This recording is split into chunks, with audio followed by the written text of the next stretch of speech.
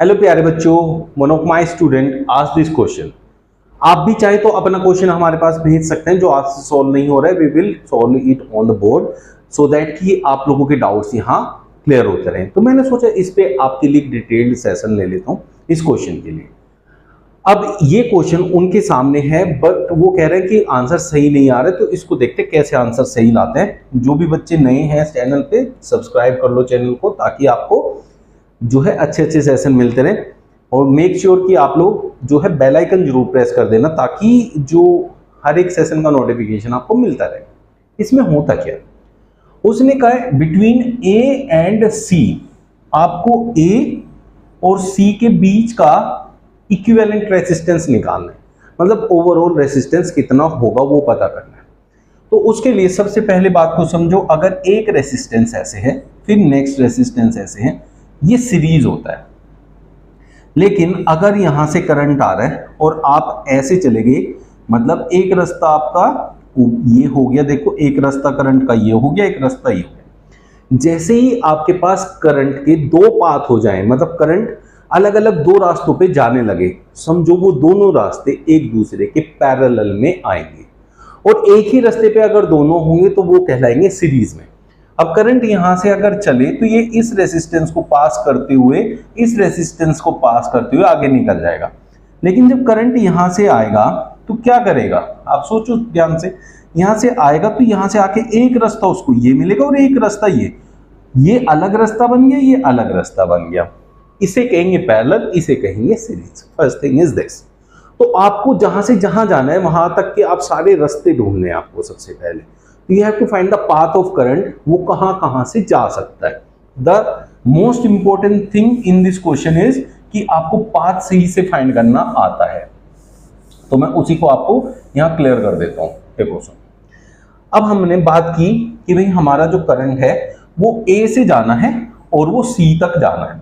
अब मैं यहां से ए से चलना स्टार्ट करूं तो मैं एक ये रास्ता है जिससे मैं सी पे पहुंच सकता हूं, फर्स्ट मार्ग, ठीक है। ये पहला रास्ता, first path you have taken in this direction. Second path which you can opt is in this direction. This is the direction where you can go up to C. There are two paths, this is your second path, ठीक है। First path and second path. अब जो first path है उसकी बात करते हैं। उस फर्स्ट पाथ पे जितने भी, देखिए फर्स्ट पाथ पे जब मैं ऐसे जा रहा हूं तो मेरे को एक रेसिस्टेंस मिला, फिर मैं ऐसे जाता गया मेरे को एक रेजिस्टेंस ये मिला और मैं यहां सी पे पहुंच गया।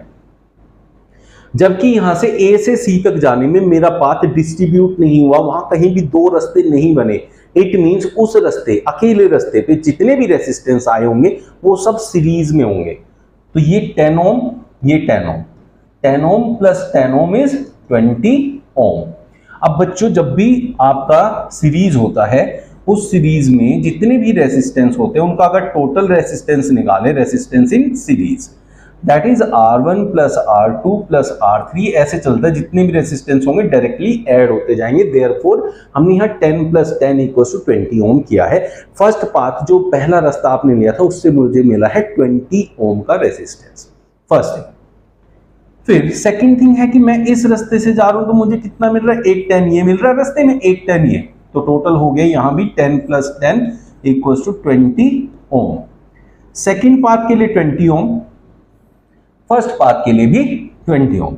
लेकिन जो ये फर्स्ट पाथ है और ये सेकेंड पाथ है, ए से हमने स्टार्ट किया था, ए से एक रास्ता ऐसे गया और एक रास्ता ऐसे, तो ए के पास से तो दो रास्ते बन गए ना, एक इधर से एक इधर से। तो this path and this path are in parallel. अभी बताया जहां से दो रास्ते बन जाएं, एक जहां से आपने स्टार्ट किया है वहां से अगर आपको दो रास्ते मिल जाए तो वो दोनों आपस में पैरेलल होंगे। तो these two are parallel to each other, first and second. और resistance in parallel is equal to 1 upon RP is equal to 1 upon R1 plus 1 upon R2 plus 1 upon ऐसे चलता है। तो मुझे रेसिस्टेंस इन पैरेलल चाहिए, that means 1 upon RP will be equal to 1 upon ये वाला 20 plus 1 upon 20 ये वाला, ठीक है बच्चों। तो 1 अपॉन आर पैरेलल हमारे पास क्या हो गया, एलसीएम 20, ऊपर 1 प्लस 1 2, रूट एन 20, तो 1 अपॉन आर पैरेलल इज 1/10। तो आर पैरेलल क्या होगा इसका रेसिप्रोकल, 10 ओम। तो ओवरऑल रेसिस्टेंस जो हो गया वो 10 ओम हो गया। इससे अलग एक और फॉर्मूला है जिससे आप इसको डायरेक्टली निकाल सकते हैं। वो क्या है, आपको आंसर तो पता चल ही गया ना, 10 ओम आया। वो है कि जब भी आपके पास दो रेसिस्टेंस दिए हैं पैरेलल में और उनका इक्विवेलेंट रेसिस्टेंस निकालना है तो उसके लिए होता है R1 into R2 divided by R1 plus R2, that is 20 into 20 divided by R1 plus R2 क्या है, ये कितना आया था ओवरऑल होके 20 एंड 20, तो 20 प्लस 20। ठीक है बच्चों, तो 20 इंटू 20 डिवाइडेड बाई 40, 22 जा 40, 2 10 जा 20, तो दैट इज 10 ओम। तो डायरेक्टली इस फॉर्मूले से भी निकाल सकते हैं, फिर लास्ट में रेसिप्रोकल वाला झंझट कोई नहीं रहेगा। बाकी जो भी बच्चे चाहते हैं अपने डाउट्स भेजना, तो you can send us your doubts so that we can include those doubts in next session. मिलते हैं कल फिर नए सेशंस में। Thank you.